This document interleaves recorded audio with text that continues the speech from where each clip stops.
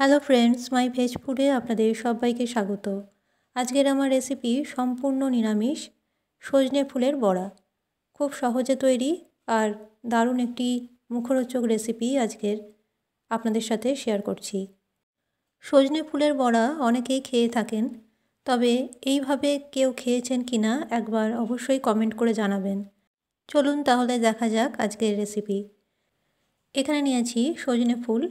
সজনে ফুলগুলো ভালো মতো বেছে নিয়েছি আর পরিষ্কার করে নিয়েছি। এবার ভালো করে ধুয়ে নেব। দেখুন ফুলগুলো কিন্তু ধোয়া হয়ে গেছে। প্রায় 3 থেকে 4 বার জল পাল্টে পাল্টে ধুয়ে নিতে হবে। এবার অন্যদিকে নিয়েছি ছোলার ডাল 50 গ্রাম। 5 থেকে 6 ঘন্টা জলে ভিজিয়ে রেখেছিলাম। জল ঝরিয়ে এর মধ্যে 3টে কাঁচা লঙ্কা আর 1 ইঞ্চির মতো আদা টুকরো দিয়ে ভালো করে একটা পেস্ট তৈরি করে নিতে হবে। এবার এই ধুয়ে রাখা আর জল ঝরিয়ে রাখা সজনে ফুলের মধ্যে ছোলার ডালের পেস্ট দিয়ে দিলাম। ছোলার ডাল পেস্ট করার সময় খুবই কম জল ব্যবহার করতে হবে, যাতে ডাল বাটা খুব জলজলে না হয়। এবার এর মধ্যে দিয়ে দিচ্ছি স্বাদ অনুযায়ী লবণ, হাফ চামচ হলুদ গুঁড়ো।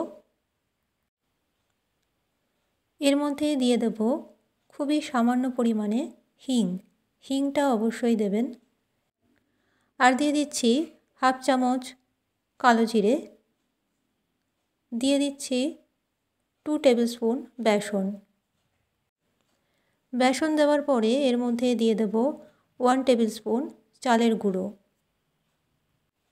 চালের গুঁড়ো যদি না থাকে তাহলে কর্নফ্লোর ব্যবহার করতে পারেন।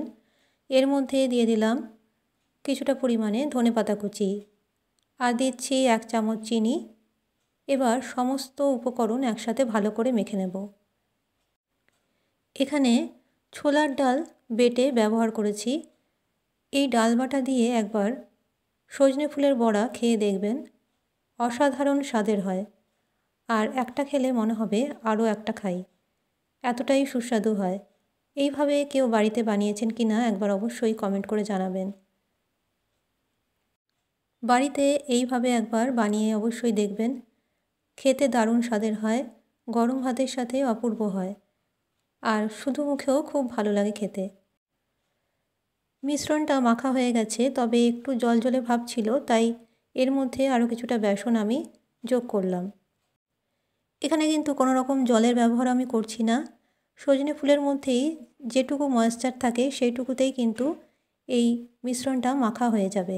এর মধ্যে আরও কিছুটা ধনেপাতা কুচি আমি যোগ করলাম।